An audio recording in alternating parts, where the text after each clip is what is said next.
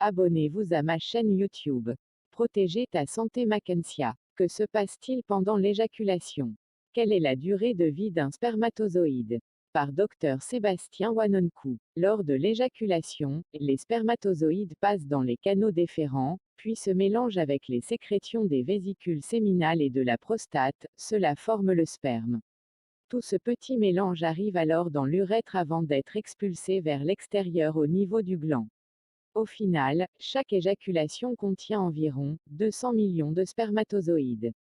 Suite de l'aventure, les spermatozoïdes débarquent dans le fornix vaginal, juste avant l'entrée de l'utérus.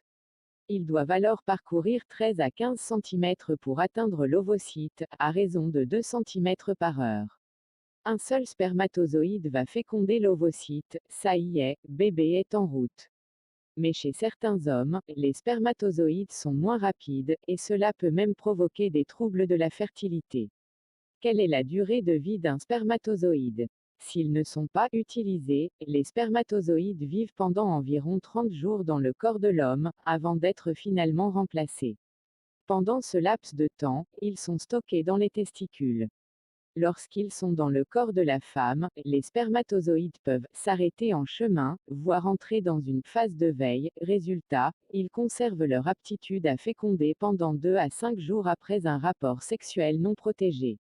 En pratique, l'ovocyte a une durée de vie de 12 à 24 heures. Par conséquent, si vous souhaitez tomber enceinte, il faut avoir un rapport sexuel non protégé entre J10 et J16, si J14 correspond à votre date d'ovulation. J1 étant le premier jour des règles. Il s'agit de faire coïncider les durées de vie du gamète femelle et des gamètes mâles. L'idéal, c'est que les spermatozoïdes se trouvent déjà dans les trompes au moment de l'ovulation. En général, c'est donc le rapport de la veille de l'ovulation qui est fécondant, ajoute Dr Sébastien Wanonkou. Il est possible de tomber enceinte lorsqu'il y a eu éjaculation à l'entrée du vagin, ou sur la main, si la femme se frotte ensuite la vulve. Cependant, c'est extrêmement rare. Dans l'eau, piscine, douche, bain, eau de mer, les spermatozoïdes meurent quasi instantanément. Les spermatozoïdes sont faits pour vivre dans un milieu alcalin.